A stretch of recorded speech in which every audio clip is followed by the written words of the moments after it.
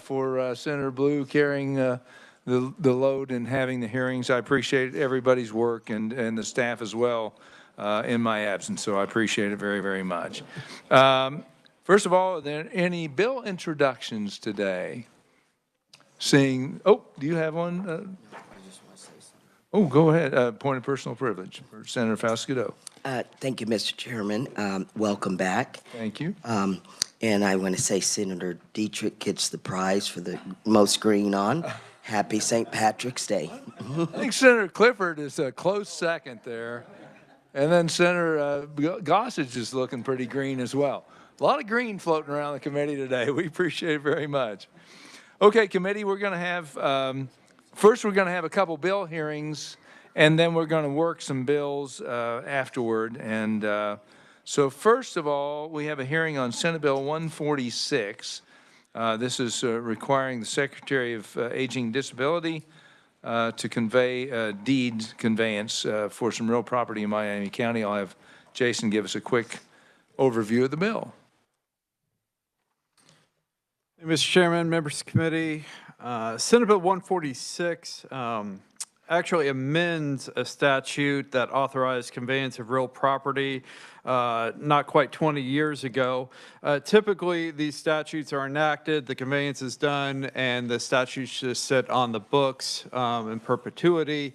In this case, the statute actually is requested to be amended by Senate Bill 146.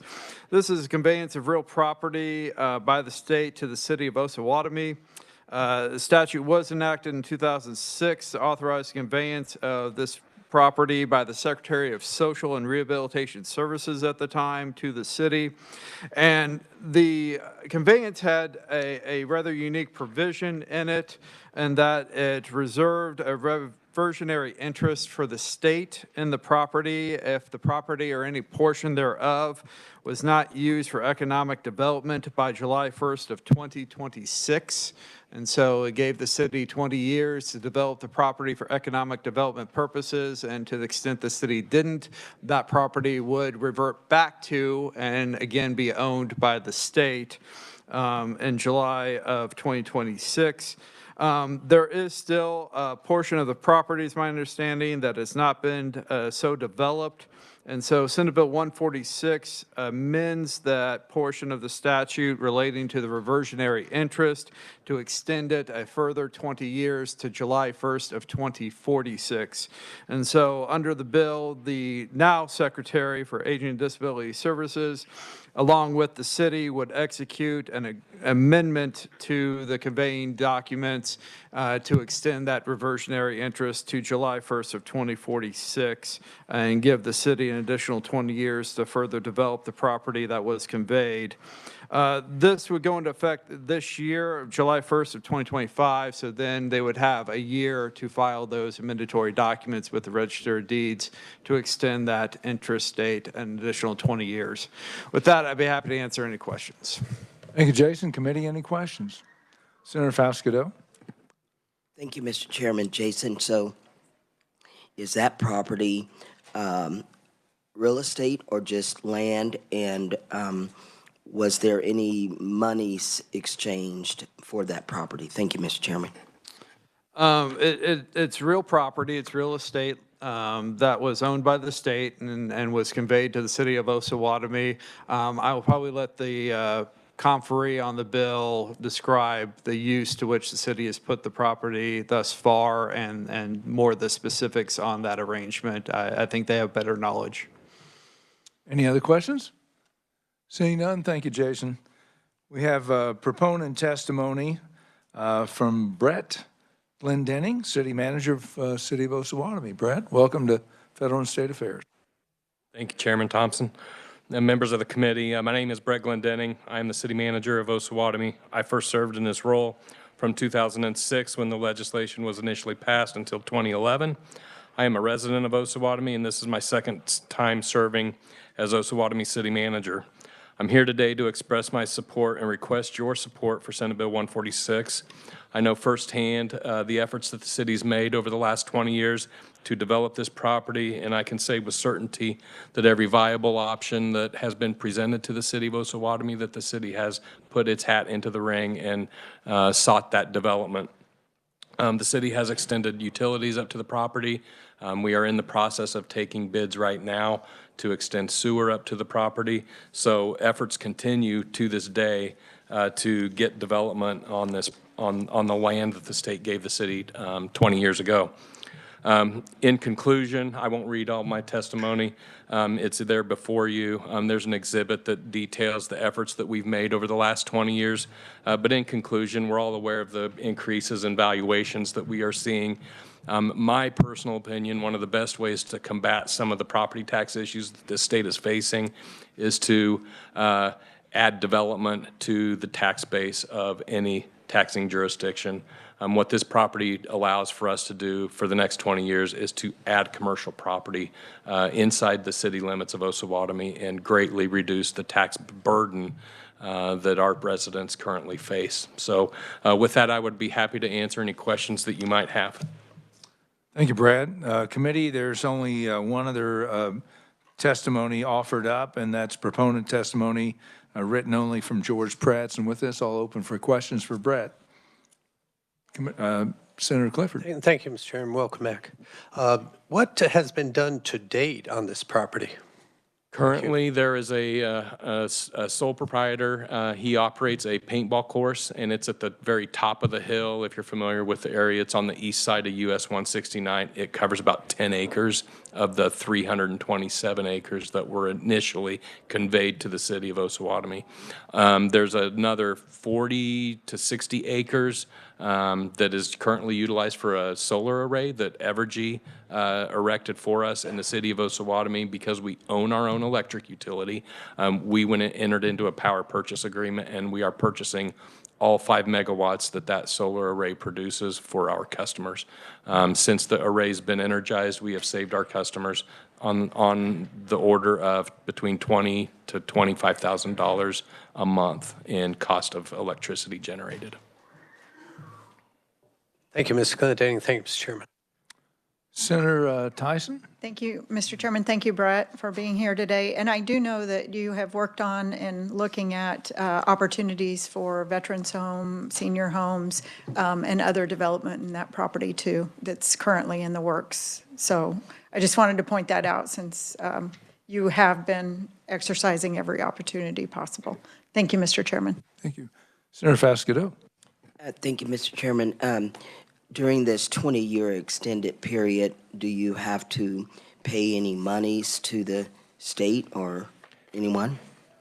The city of Osawatomie has paid no consideration to the state of Kansas. The property has just been transferred to the city. The city's owned it for 20 years for development purposes. Any other questions? Senator Gossage? And so you've had it for 20 years, and it's still just bare ground, or? Except for the two instances that I mentioned earlier, yes, it is all raw farm or pasture land. And so what are the plans? We are actively seeking development. We've pursued, on average, over the last 20 years, 5 proposals per year through the Department of Commerce. We average about 20% hit rate on getting into the second or third rounds of consideration, but to date, we've not been successful in having been selected as a location for any development. So it's not necessarily location for the development or the type of development. You're looking for like a grant or? No, we're looking for development.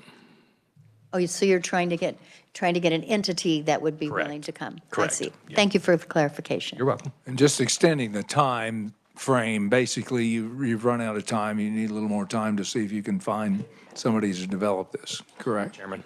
Any other questions? Senator Murphy. Thank you, Chairman. And so when you get somebody like this, do you retain ownership and it's just like a long-term lease then for whoever's It It would depend on the economic development entity, that whatever the economic development looked like. If the transfer of the land needed to happen, we would obviously transfer the land to whatever company was looking to relocate to Osawatomie. Okay, thanks. Yep. Senator Francisco? Thank you, Mr. Chair. So my assumption is it is still being used for agricultural use in between, and are there any agricultural use taxes being paid? It's still owned by the city of Osawatomie. I'm not familiar with whether or not that would be taxable, being a city entity or not. Any further questions? Seeing none, thank you, Brett. I appreciate that very much. We will close the hearing now on Senate Bill 146, and we'll move on to House Bill 2052 and have Jason give us an overview on that bill. It's one who, well, most of the committee's new to Fed and State. We heard it, I believe, last year or some version of it. Correct, Jason? Yes, Mr. Chairman, members of the committee. There was a version of House Bill 2052 introduced last year with similar amendments. This is a bill making changes to the Personal and Family Protection Act, which regulates the carrying of concealed handguns under state law. The First Amendment is to the qualification statute 75-7C04.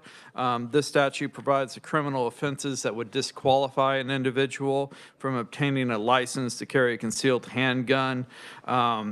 Those offenses currently include the federal prohibitions under the Federal Firearms Act, state prohibitions under our state criminal offenses for carrying a handgun, and those prohibitions. It removes some of those prohibitions and then adds others to mirror the federal prohibitions. This includes if the individual was a fugitive, is an illegal alien in the United States, subject to an abuse order, or has been convicted of a domestic violence offense. Those are all current federal offenses, and so this would match up this disqualifying language with those provisions under our state law that match those offenses. The Second Amendment under the bill is to 75-7C05. This is regarding issuance or applications for the licenses. If you recall, recently, new law was passed to allow for a provisional license for individuals who are under the age of 21. And then once they became 21, they could then receive a standard concealed carry license. The new language on page 5 of the bill provides a bit of transition language for that transition from the provisional to the standard license. The term of a license is 4 years, and so an individual who's been issued a provisional license will almost undoubtedly turn 21 before they have that renewal period for their license. And so this new language allows them to, one, receive notification from the Attorney General's office that they are now eligible upon turning 21 to get a standard license, and then go through that process of requesting a standard license be issued when they turn 21. The Third Amendment is to KSA 75-7C05. This amendment addresses the Attorney General's enforcement of the act, and when it comes to individuals who may have had their license suspended or revoked, it adds specific language requiring the individual to surrender their license to the Attorney General's office upon suspension or revocation. Once the suspension period is lifted, the individual will be reissued their license at that time. It also adds language allowing the Attorney General to impose a fee of up to $250 for individuals who refuse to surrender their license when required to do so. And then the final amendment is the 75-7C08. And then this one, there is new language on page 8 of the bill that prohibits a person who is the owner-operator of a private building from requiring or recording the personal information of an off-duty law enforcement officer or requiring that officer to wear any type of badge or other identifying items that would identify them as being a law enforcement officer or carrying a concealed handgun at the time they're in the building. So essentially, the off-duty law enforcement officer would be just a member of the public in these situations who would not have to identify themselves with any badge or other insignia while they were in the building. The bill passed on a final action vote in the House of 108 to 15. These changes would go into effect on July 1st if enacted, and I'd be happy to stand for any questions. Thanks, Jason. Committee, any questions? Senator Fasquedo? Thank you, Mr. Chairman. Jason, so regarding the part where the individual would get a different license when they turn 21, so did you say that that would automatically happen, or they would be mailed something? And then I have a second question just for clarification regarding the revoked and suspended licenses. Are we talking about driver's licenses? Thank you, Mr. Chairman. Yes, so the language in the bill, as it was introduced, had the individual requesting before they turn 21, they can request that when they turn 21, they be issued a standard license and replacement of their provisional license. The House added an amendment to it to require the Attorney General to actually mail that person notice that that opportunity is coming up, that they can get a standard license when they turn 21. And then we're talking about concealed carry licenses to carry a concealed handgun here, not driver's licenses. Senator Dietrich, I think, is next. Yes. Thank you so much. I'm not understanding the germaneness of adding the law enforcement officer piece to this. Why is that critical to this statute? How does it apply? Is it because they're carrying a concealed weapon? Yes, so it's in the statute that talks about, that authorizes off-duty law enforcement officers to carry a concealed handgun and in a building where an on-duty law enforcement officer would be authorized to carry a concealed handgun. And so it talks about the regulations around carrying a concealed handgun by off-duty law enforcement officers. That's why this language was added to that statute. And that's part of the Personal and Family Protection Act. Okay, thank you. Senator Francisco, do you have a question? I did. Thank you, Mr. Chair. So this is back on the letter.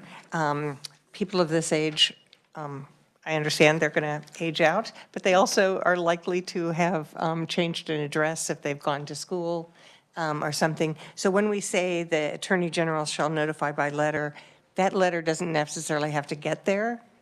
What happens, or could we just, I mean, I can understand send a letter to each person at their last address, but I'm just wanting to make sure that we're not making this very complicated in terms of letters coming back for a known address. Maybe we can ask the AG's office when they come testify their thoughts on that. I don't, Jason, do you have any thoughts on?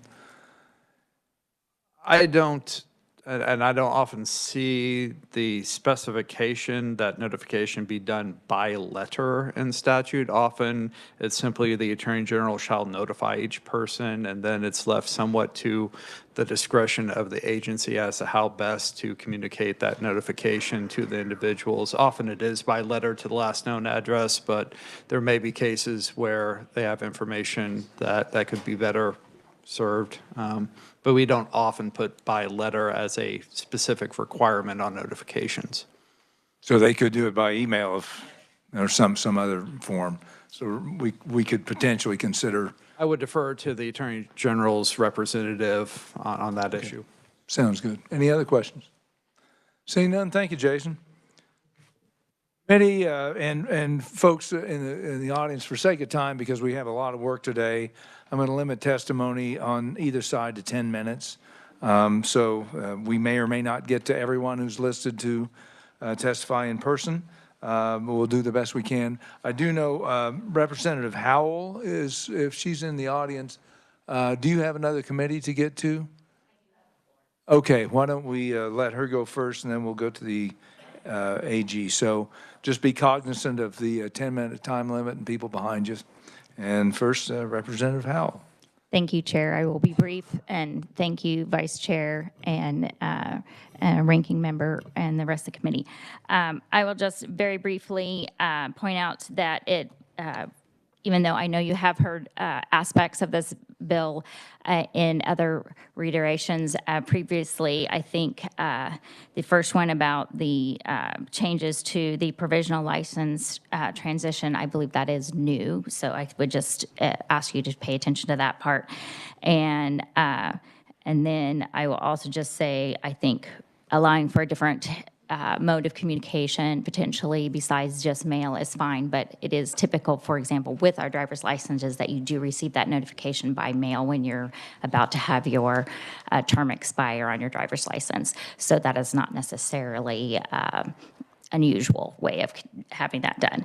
So this is just, an area where I had a constituent reach out to me because this is a problem, and with their needing to transition from a provisional license to a standard license in the middle of a term, and the current law had some issues in how it was drafted.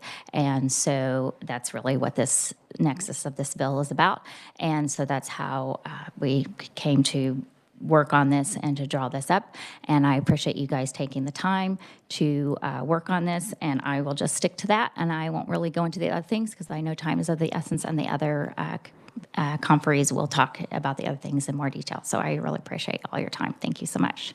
Thank you, Representative. Committee, I'll pause on the testimony time if you have any questions for Representative Howell before she has to take off. Senator Gossage. Very quick one. Thanks for being here. Do you remember the number on the vote on the House? I do not off the That's top of my okay. head, but it was I can overwhelming. find it. It was overwhelming in favor. 108 to 15. 108 to 15. Yes. Okay, thank you. Any other questions? Seeing none, thank you. Thank you very much. Okay, now we'll get to Robert Hutchison, our acting Chief Deputy Attorney General. And I'll start the clock again on you. Robert? Good morning, Mr. Chair. Thank you for having me this morning. And members of the committee, I'll be as brief as I can. I'll first touch on Senator Francisco's question in terms of process. We rely on both email addresses and physical addresses that applicants provide to us for our communications. We typically start with a letter because if we get a bounce back, we know we need to engage in some other form of communication. But the physical address is also where any reissued card would be sent. So we start with that because that should be the most reliable, even if they're away at college. To allow time for others, the revisor did a great job going over the bill. I do want to touch on an amendment that our office submitted on Friday to clean up a couple of things. The first was in a conversation with the ATF on Thursday. They advised us that their review of the statutory changes made last year put our alternate check status at risk. And that's what allows someone to use a concealed carry when they're purchasing a firearm to not pay for a background check each time. A single sentence added into the bill would fix that. It just says that when they're subject to a national criminal history background check, that includes an inquiry of the National Instant Criminal Background Check System. Just having that one phrase is required by ATF regulation. If we include that, we restore the primary basis that the 95,000 or so Kansans who have a concealed carry license carry one in a constitutional carry state. The second proposed amendment deals with the surrender of the physical license. Initially, as the House passed it, I believe they're surrendering to the AG's office. We currently have a voluntary surrender process that actually has the physical license sent to the Division of Vehicles because they actually issue the physical card itself. So it changes it from sending it to us to sending it to Division of Vehicles, and then when their suspension's over, we just send an authorizing letter to reissue a new driver's license. And it also gets rid of the $250 fee provision. As to the others, you've already heard testimony there, but I'm happy to stick around and answer any questions as they come up. Thank you. I think we'll hold for further questions until after the 10-minute time period's over. Up next, we have, thank you, sir, we have Tim Greenwood, the Kansas Peace Officers Association. Tim? Thank you, Mr. Chairman and committee. I'll be as brief as I can. I'm Lieutenant Tim Greenwood with the Hays Police Department, and I am the president of the Kansas Peace Officers Association. We're the oldest association, the largest association with over 3,000 members in the KPOA, most of which carry off-duty to protect themselves, protect their families, and to be a resource to the community. When lives are on the line and violence is occurring, seconds matter, and having an off-duty officer armed and prepared to deal with that with training and crisis intervention and use of those firearms is imperative. This bill affords us to continue that without being hindered by unnecessary guidelines, or restrictions, if you will. There are public events, or there are plenty of events, both sporting events and entertainment venues, that when an officer shows up with his concealed carry license, with his concealed carry handgun and his credentials, they're still making them provide personal address, personal phone number, email address, taking their photo, and most importantly, banding them with a highly visible band that anybody in that venue knows that's an off-duty officer that is carrying concealed. That makes that officer the first target of any violent act, theoretically, and it always ends up in members in that venue that are subjecting the officers and their families to heckling and other unwanted attention. So, again, briefly, I will stand for questions afterwards, but again, the KPOA strongly supports this bill. Thank you. Thank you, Tim. Up next, we have Chief Darrell Atterbury, Kansas Association of Chiefs of Police. Darrell? Thank you, Mr. Chair, Chairman, and committee. I'm here representing the Kansas Association of Chiefs of Police and the Kansas Sheriff's Association. So between the three of us, we've got the state covered. What I was going to speak about today was the original intent of the Kansas Personal and Family Protection Act, and that was that the way it's written, we're supposed to be able to go in, show our credentials, okay, and we have our credentials because we meet the requirements to be a law enforcement officer, and we're supposed to be allowed into a venue, a business. The Kansas Personal and Family Protection Act doesn't make a distinction between a public venue or a private venue. We're supposed to be able to show our ID and enter in unimpeded. But I'll give you a couple of examples here. One is very similar to what Lieutenant Greenwood spoke about, and that was myself. I was going to a baseball game at Windsor Stadium in Wichita, and I went to the northwest corner entrance.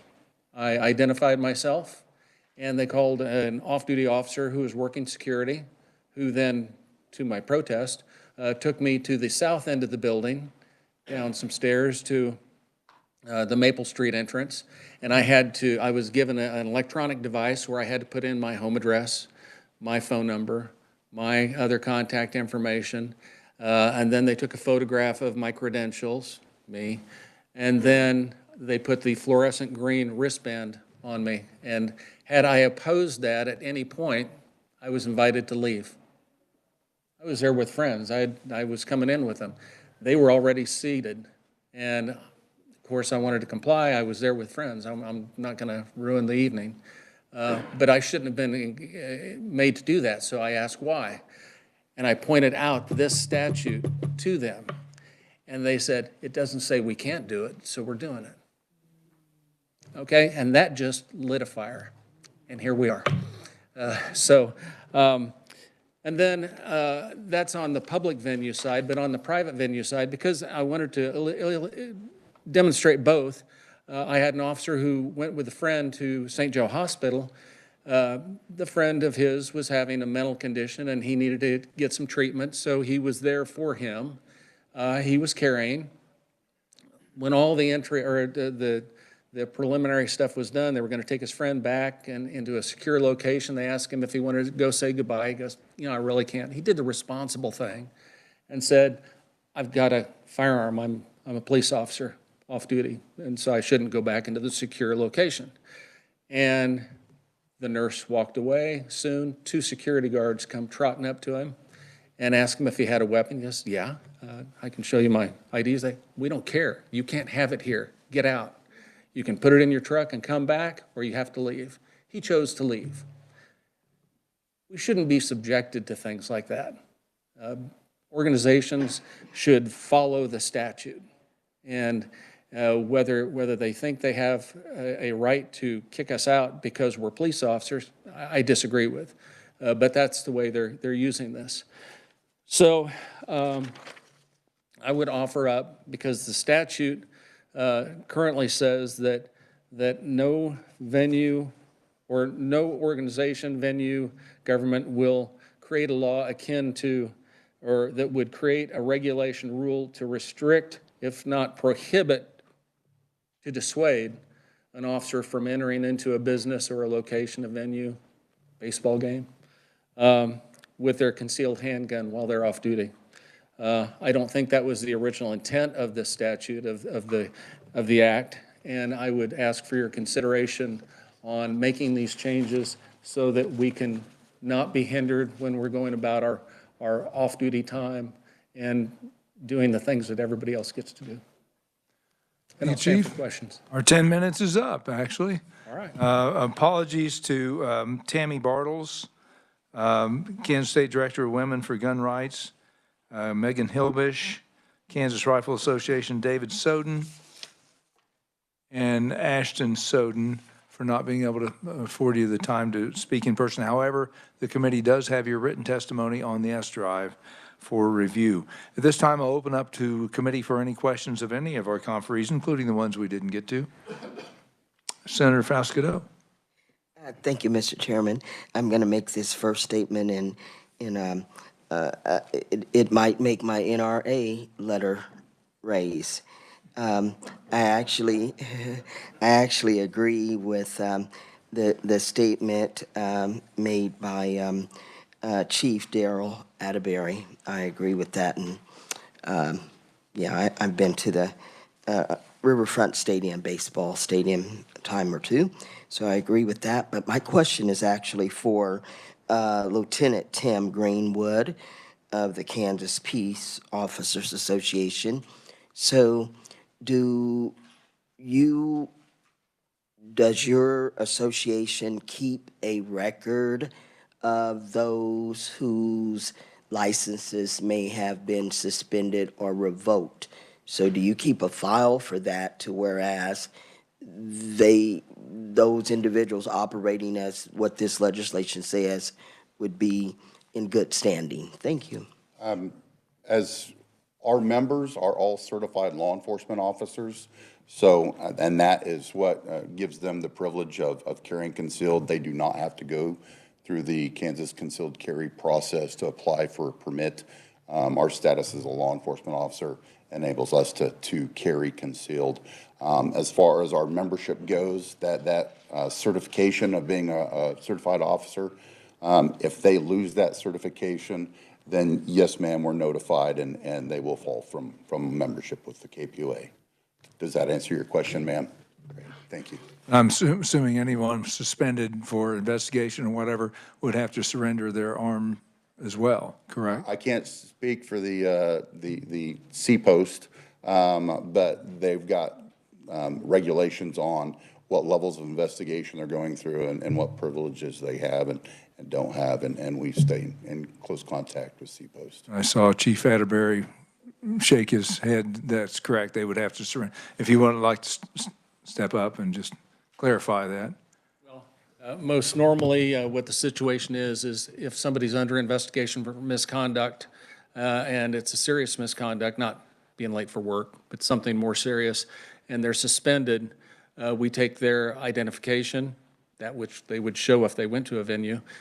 We take their identification, their badge, and their gun until that investigation is complete. And then if they're exonerated, that goes right back to them. But until that point in time, we remove it. And I believe that's pretty uniform across the state, with my understanding from other chiefs and sheriffs. Any other questions, committee? Senator Francisco. Thank you, Mr. Chair. So my question, and I'm sure you can answer this, is what information is required by an officer's law enforcement agency? When you're, and I'm just asking this because this is page 8, lines 2932, it says, such officer possesses identification and presents such identification when requested by someone of authority for a building. So that information can still be given. It is this right here. It's my ID badge, and I have it because I'm in good standing, and my credentials. Yeah. I So, just wanted to be sure there wasn't anything else that would have been required by a law enforcement agency. Thank you. Any other questions, committee? Seeing none, thank you. Thank you, Chief, and everybody. We have neutral testimonies written only from Leah Filter. We have one in-person opponent testimony. Nick Reinecker is via WebEx. And Nick, max of 10 minutes. If you don't need it, we'll open for questions at the end of your testimony. And go ahead. Are you there, Nick? Absolutely. Can you hear me okay, Mr. Chairman? Yes. Yeah, absolutely. I'll start the clock, and here you go. Very well. I will try not to take as much time as I can here. Just want to get a few points. Thank you, Mr. Chairman and members of committee for allowing me to speak today. My name is Nick Reinecker from Inman, Kansas. I oppose this bill not on the merits or demerits of state-issued licenses, but because of concerns about prohibitors presented in the language in Section 1A2, specifically in KSA 216301. But I want to make those 3 points, though, before I address what could possibly be a conceptual amendment to remove federal prohibitors. Federal gun laws appear to be unconstitutional, both in the plain text concerning enumerated powers of the federal government and in the historic application prior to the knee-jerk reaction crisis in 1934. Nick, could you speak a little bit closer to your microphone? You're cutting out a little bit. Go right ahead. Absolutely. Is that any better? Yeah, that's better. Okay. Yes. So federal gun laws appear unconstitutional in plain text. We have enumerated powers of the federal government and historic application prior to the knee-jerk reaction to crisis in 1934 and the snowball effect thereafter. We've heard the Attorney General testify about ruin. That's not part of this. Number two, the sheriff, in my opinion, knows the people the best. He's the closest elected official to the people and is the defender of rights, and it should be left to the sheriff to determine who is a threat and should be disarmed. Number three, I support peace officers and the enforcement of capital L laws made in pursuance to the Constitution of the United States and in the spirit of the Declaration of Independence. So I do support the language that supports our peace officers. And with your indulgence, Mr. Chairman, I would say I would propose a conceptual amendment that would eliminate federal prohibitors and advocate for decriminalization and descheduling, as you see in my testimony, regarding a specific green leafy substance. Regardless, though, there is what appears to be conflicting language between state and federal laws anyway, little L laws. In 216301, criminal use of weapons, A10 is possessing any firearm by a person who is both addicted to and an unlawful user of a controlled substance. Whereas in the federal 18 USC 922G, it shall be unlawful for any person, number three, who is an unlawful user of or addicted to any controlled substance as defined in the Federal Controlled Substances Act. So we're not really following federal law anyway. Now we have an executive order signed by Trump saying that he wants to end the weaponization of the federal government, which involves the ATF and little L laws that are not made in pursuance of the Constitution. And I would like to point your attention to the KPOA testimony in the paragraph that says, imagine being a professional that is not allowed the opportunity to protect his or her family, friends, and fellow citizens because of short-sightedness and red tape. I agree. Now let's substitute citizen for professional and read it again. Imagine being a citizen that is not allowed the opportunity to protect his or her family, friends, and fellow citizens because of short-sightedness and red tape. You have my testimony, Mr. Chairman, and I would like you to please look at it in the totality of circumstances and in the context of our Constitution and the spirit of Declaration of Independence and what it means to be a bottom-up society and not a top-down. Thank you, and I will stand for any questions. Thank you, Nick. Committee, any questions for Nick? Seeing none, we have your testimony. We'll take a look at that, Nick. Thank you for submitting. We appreciate it very much. Okay, committee, we will close the hearing now on House Bill 2052.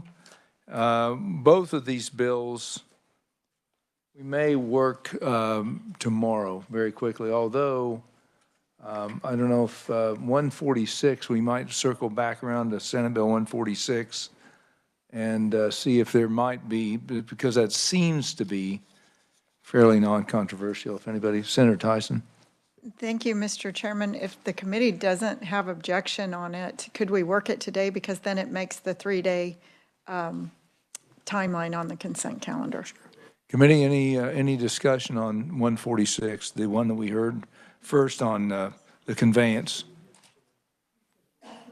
Do anybody need a review of that, which we just, okay. Seeing no discussion, if you'd like to make that motion. Thank you, Mr. Chairman. I would move that 146 be passed out on the consent calendar as it is a non-controversial nature. Thank you. Do I have a second? Second by Senator Gossage, or is that discussion? Second by Senator Gossage. So a motion by Senator Tyson to pass Senate Bill 146 favorably and place it on the consent calendar. Second by Senator Gossage. Any discussion? Seeing none, all those in favor say aye. Aye. All those opposed, no. That's unanimous. It will go to the consent calendar. Thank you, Senator. 2052 will hold for tomorrow because I think we do need to make a little bit of work on that. Committee, we're going to turn our attention now to working 3 bills. First up is HCR 5004, which passed out the House 90-28. And I'll have Jason give us a very quick review of that concurrent resolution. Mr. Chairman, members of the committee, HCR 5004 is the proposed constitutional amendment to Section 1 of Article 5 of the state constitution regarding qualifications of electors in the state. It modifies the language to state that no person shall be deemed a qualified elector unless they are a citizen of the United States, have attained the age of 18 years, and are a resident of the voting area in which they seek to vote, unless they meet one of the exceptions. The proposed amendment would be submitted to electors at the general election in November of 2026. Committee, any questions or discussion on this bill? Senator Francisco. Thank you, Madam Chair. I'm hoping everyone had a chance to look at the testimony from Clay Barker on this. In particular, and let me try to find it, the title of the constitutional amendment that was passed in 1913. That was part of his testimony. And let me pull it up very if you could remind me of the date. Yeah, let's see. The date was, let me pull it up here. March 12th. Yes. Well, actually, March 10th is where it's listed on your S drive, HCR 5004. And Clay Barker's is under, it's on your S drive under March 10th.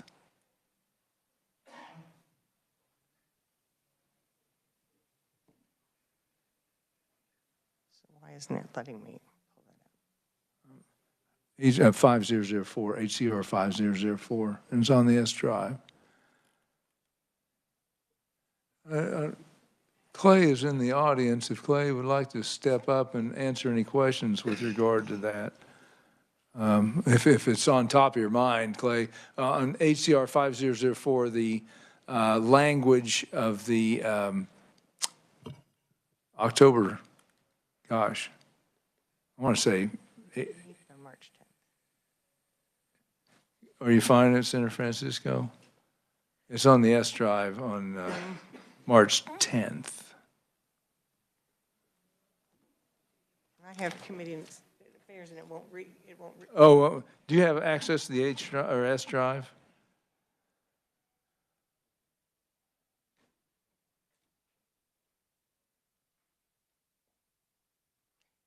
So I would appreciate if Mr. Barker could just repeat that, because I had seen it before in his testimony, and I'm not sure why I can't pull it up now.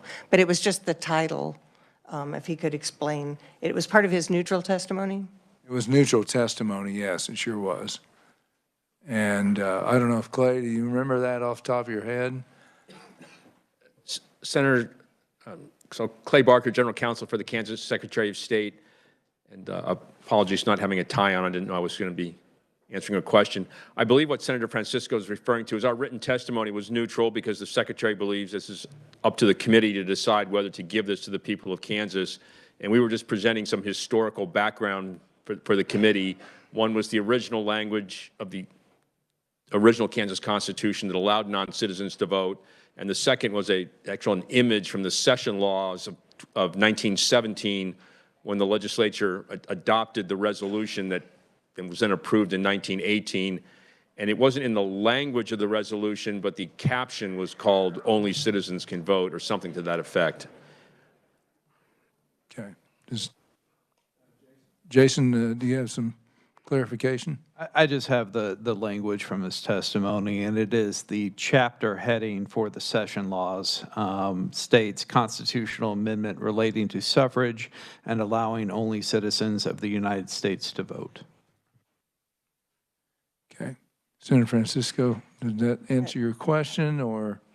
Well, I appreciate that, and appreciate certainly the reminder about the 1913 and the 1917 dates. So I think that, to me, this means that the citizens of Kansas did have an opportunity and made a decision about this. And at this point, we're not changing that decision, or I don't think the intent is to change that decision. So I agree with some of the other testimony that was given, that this really is not necessary. And I will certainly make sure that if we do forward this to the full Senate, that everyone has a copy of that 1917 proposal that was voted on. Any other discussion? Thank you, Clay. Any other questions or concerns? Seeing none, committee, what's the will on HCR 5004? Senator Blue? Thank you, Mr. Chair. I move that we pass out HCR 5004 favorably for passage. Thank you. Is there a second on that? Second by Senator Murphy. Any further discussion? Senator Francisco? Thank you, Mr. Chair. I think the further discussion would be another issue that was brought up was just amendment fatigue, that we do need to understand that this is costing the state money. We're assuming it's $50,000 at a minimum in order to provide that extra information. I will probably ask if we can, for discussion, if this is sent on to the Senate, that we understand the cost to each of our counties in addition for printing a ballot, and if it would require an extra page on that ballot. When this session started, I knew that we were very concerned of making sure that the costs to our counties were kept in check. And so I think that's another important piece to understand, and another objection I have. So we can't individually understand how many amendments we're putting on because they're happening individually, but I do recognize that concern. Senator Gossage. I'm looking at that 1917 resolution, and it says every citizen of the United States of the age of 21 years and upwards who shall reside in Kansas 6 months next preceding any election in the township or ward in which he or she offers to vote at least 30 days next preceding. And this is different. Jason, if you could help us on how this resolution is different than that. It's part of Clay Barker's testimony.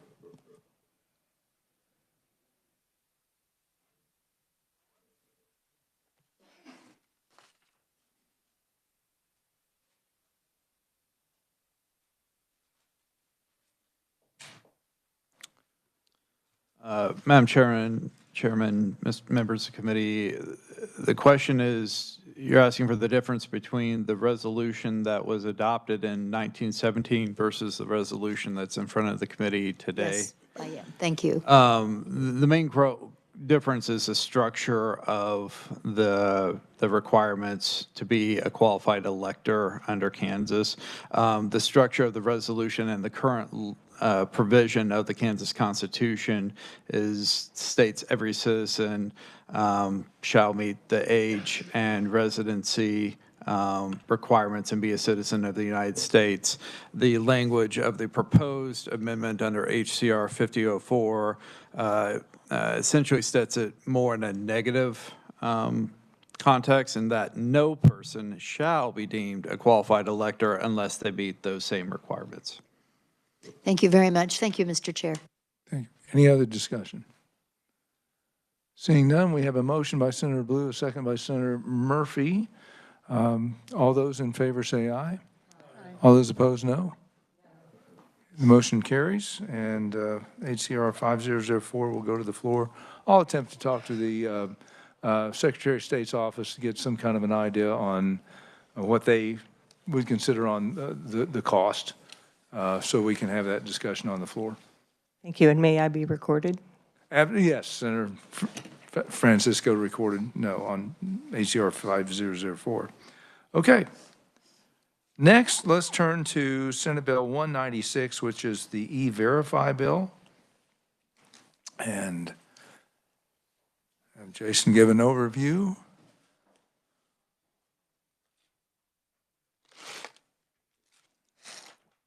And we'll run a little bit long, but not too long. I think we have one more bill we'll work after this, and try to keep it within the bounds of reason so that everybody can get to what they need to do. Yes, Mr. Chairman, members of the committee, Senate Bill 196 is the bill regarding the mandated use of the federal E-Verify program for verification of the authorization to work of those who are in the country and lawfully present in the United States.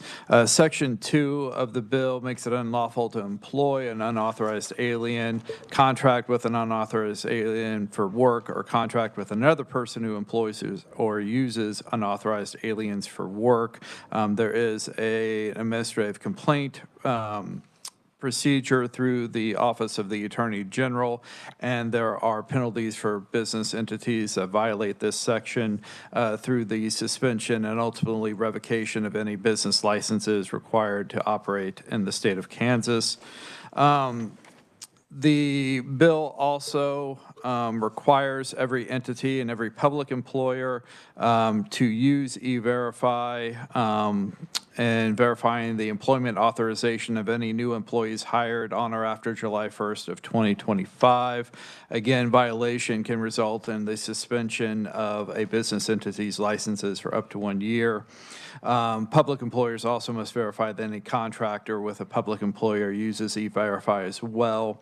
And then sections 4 and 5 of the bill were the provisions that prohibited a business from taking an income tax deduction for wages paid to employees who are unauthorized aliens.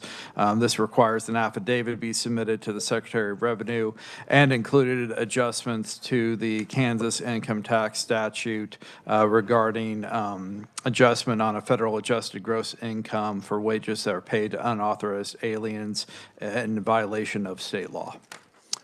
And committee, I know there were some concerns about the broadness of this bill, and so I do have an amendment, and then we can open it up for discussion and questions if that's good for the committee, and we'll pass out the amendment.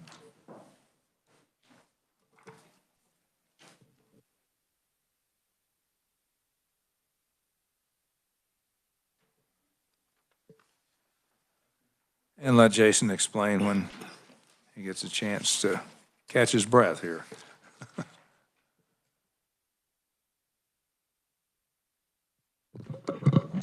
Yes, Mr. Chairman, members of the committee, the balloon amendment that was just passed out makes amendments to Section 3 of the bill on page 4 by striking all of subsection A. This was the requirement that private business entities must use E-Verify to verify the employment authorization of their new employees. So that is being stricken from the bill under this balloon. It would not be a requirement. Note that Section 2 is not changed, so the entities are still prohibited from hiring unauthorized aliens for business purposes, and there is still a rebuttable presumption to allege violations of that statute if the business entity has used E-Verify, but the mandated requirement to use E-Verify for private businesses would be stricken under this balloon. It would still be in effect for public employers in the state, so government agencies that are hiring individuals after July 1st of 2025 would be required to utilize E-Verify to verify the work authorization of those individuals. The remaining amendments on page 5 is simply adjusting the affidavit that must be filed with the Secretary of Revenue because the business entity would no longer be required to use E-Verify. They can't be required to provide their identifying number through that program. And then again, on page 10 is a conforming amendment with that policy on the federal adjusted gross income adjustment. Again, the language there being stricken is based on the requirement that the private entity use E-Verify, and since that is no longer a requirement under the balloon, that would be stricken as well. Committee, any questions on the amendment or the base bill? Senator Dietrich. Thank you, Mr. Chair. So Jason, what about a public employer who subcontracts with private companies? That's the biggest concern I've heard.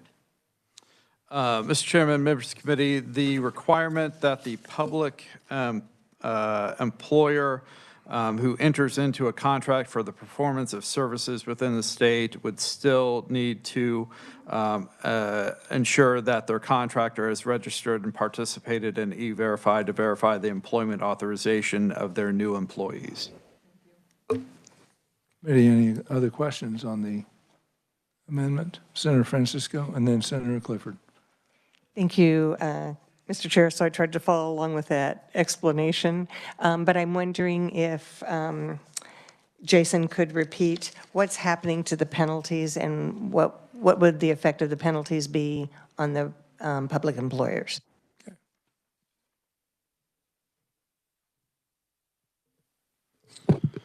Mr. Chairman, members of the committee, I do not recall there being specific penalties with respect to public employers who fail to utilize E-Verify. There could be, of course, legal action taken by the Attorney General or other county or district attorneys for local public employers seeking judicial orders to comply with the law.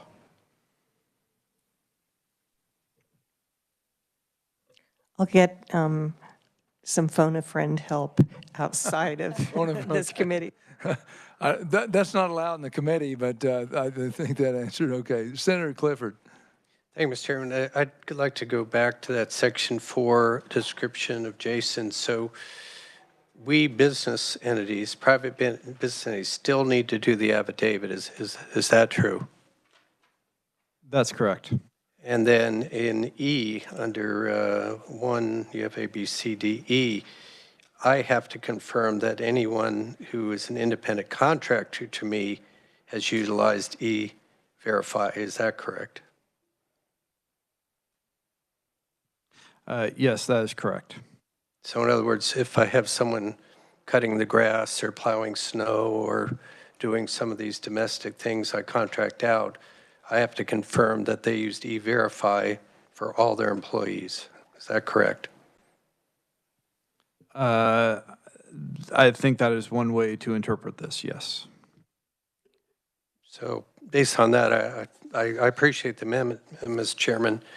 You know, if it's good for the goose, it's good for the gander. I certainly think the state ought to be doing this, but this still doesn't absolve me of this incriminating action, so I can't be in support of this. Thank you. Senator Gossage. So to clarify, what Senator Clifford, the example he was giving, that would be only if one was a public contractor, correct? No. No, let's say a school district, for example, hired someone to mow that wasn't on the school staff as a contractor, they would require that contractor to use E-Verify that the people that they were employing.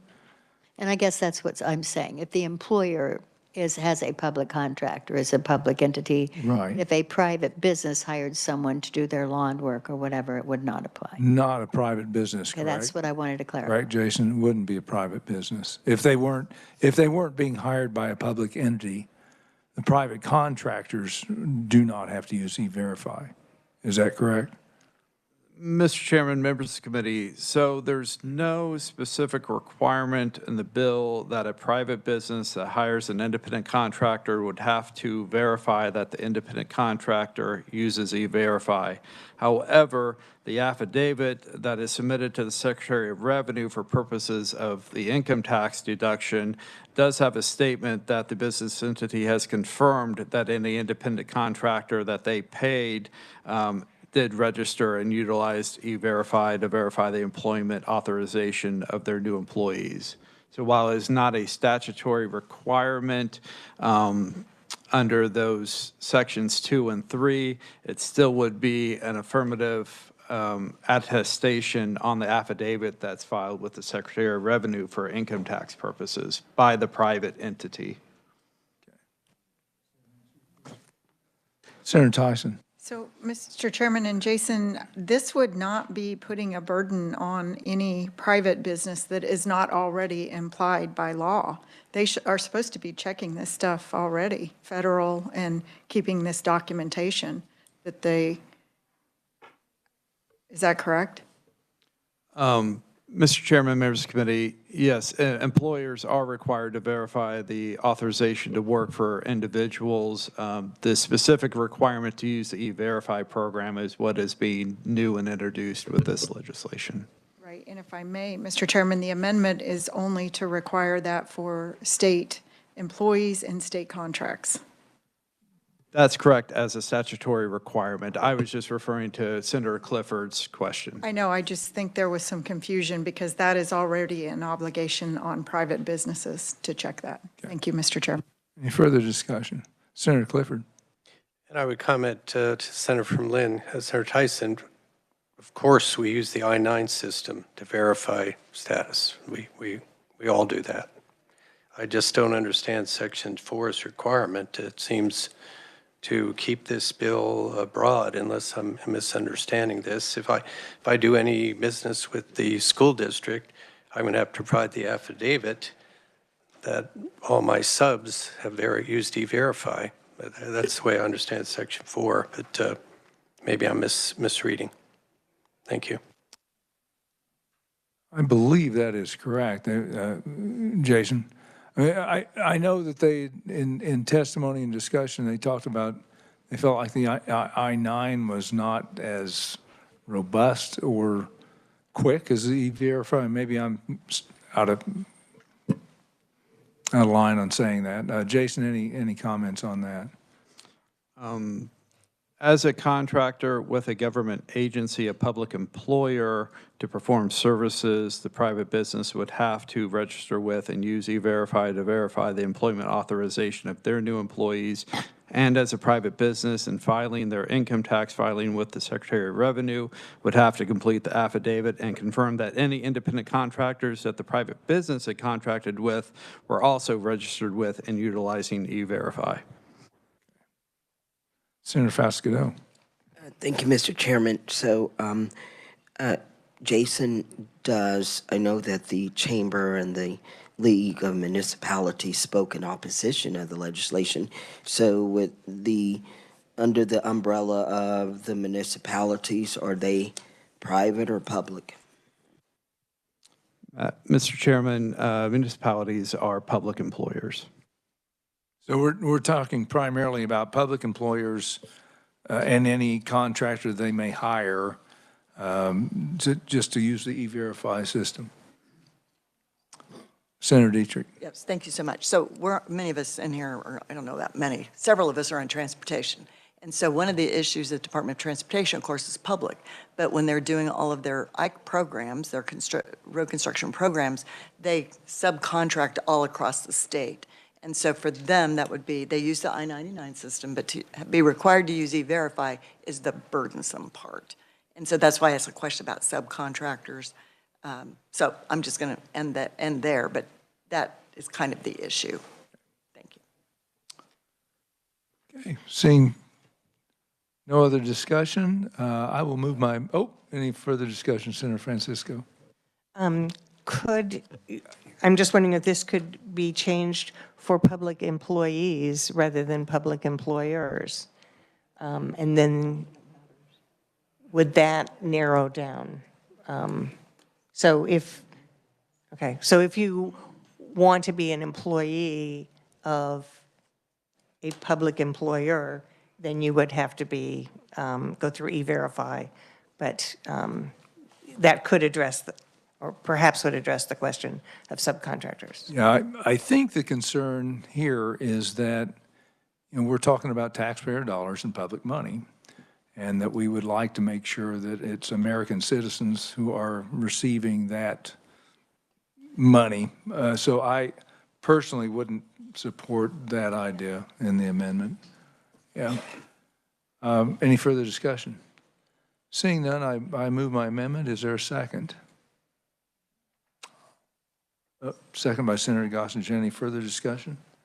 Seeing none, all those in favor of the amendment say aye. Aye. All those opposed, no. I couldn't tell on that one. All those in favor, please raise your hand. 3, 4. All those opposed? 1, 2, 3, 4, 5. Okay, so that amendment fails.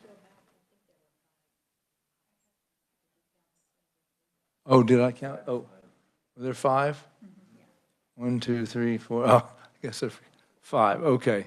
And so it's 5 and 5. Decision falls to the chair. The chair will vote aye on that one. So we're back on the base bill. And any further discussion, any further amendments? Seeing none, do I have a motion on? Mr. Chairman, I move that we pass the bill out favorably as amended. Is there a second? Second by Senator Murphy. Any further discussion? All those in favor say aye. Aye. All those opposed, no. Probably the same deal. All those in favor, please raise your hand. 1, 2, 3, 4, 5. Okay. Was that a raised hand? No. Okay. All those opposed? 1, 2, 3, 4, 5, 6. Okay. So the motion fails. Senate Bill 196 goes down. Okay. Let's move on to our final bill of the day, which is Senate Bill 258. And that is Secretary of State's impersonation of a election official. And I'll have Jason give us a quick overview on that.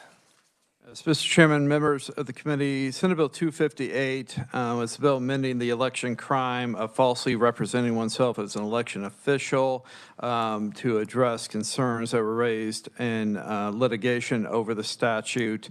It would amend the first element to include the use of official seals or other insignia and communications. It would strike the second element altogether about giving an appearance of being an election official.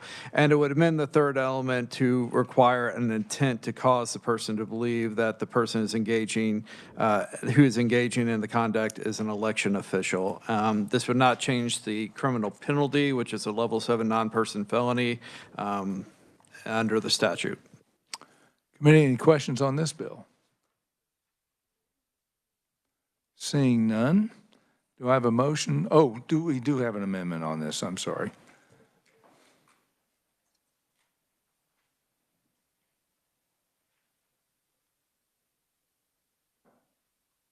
Thank you, sir.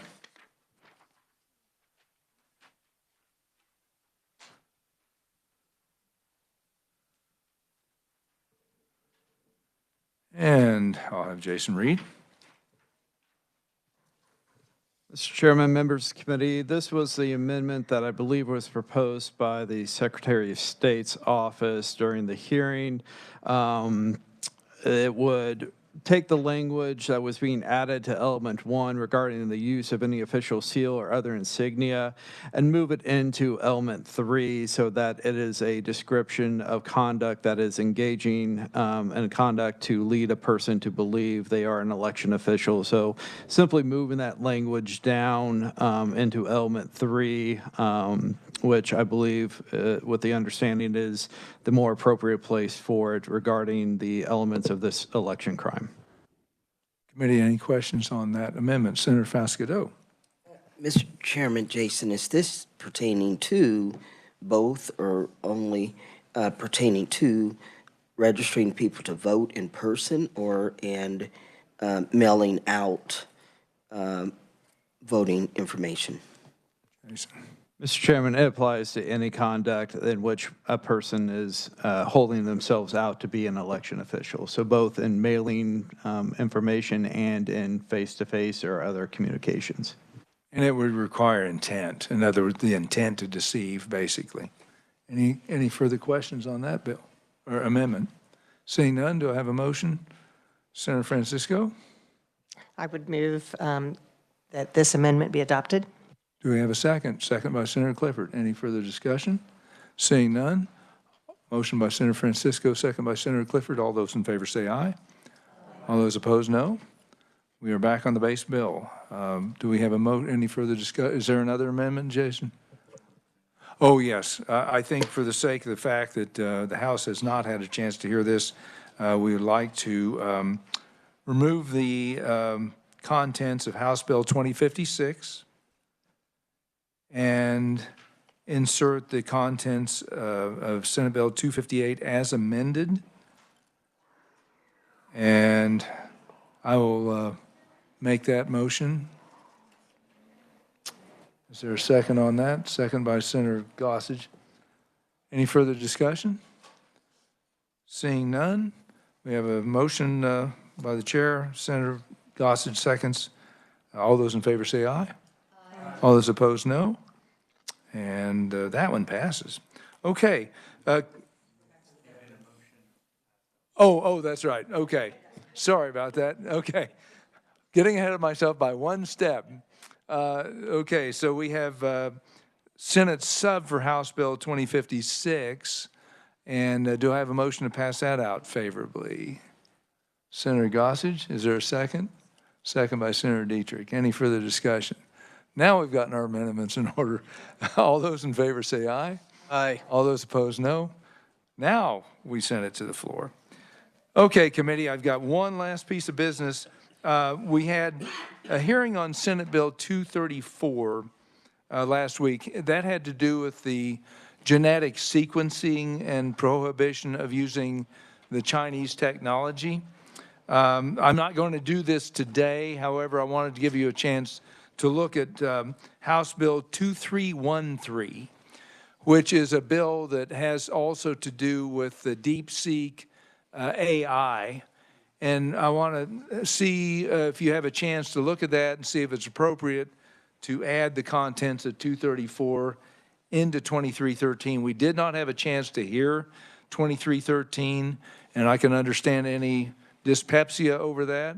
But I wanted to give you a chance to look at that over the next 24 hours and see we will either work 234 independently, or if you have the desire to put it into 2313, we can do that. So just a thought. And then tomorrow we work a number of bills, the campaign finance, the ethics. We don't need to do the Osawatomie. That was passed out. The 2052 that we heard today, and potentially daylight saving time, although I'm not sure on that one. So that's it for today. Oh, Senator Francisco. Thanks. I was just going to ask about the changes if they were made on Senate Bill 65 or an amendment Oh, I don't know if we've gotten the amendment on 65 yet or not, to be honest. I'll check with Jason afterward and see, because that's something we could work if we do have the amendments on SB 65. That was the irrigation district out in western Kansas, the election, and I think there was some conforming language we needed to do because of a bill that we passed earlier. So, okay, I think we're up to speed here. Thank you for your hard work, committee. With that, we are adjourned.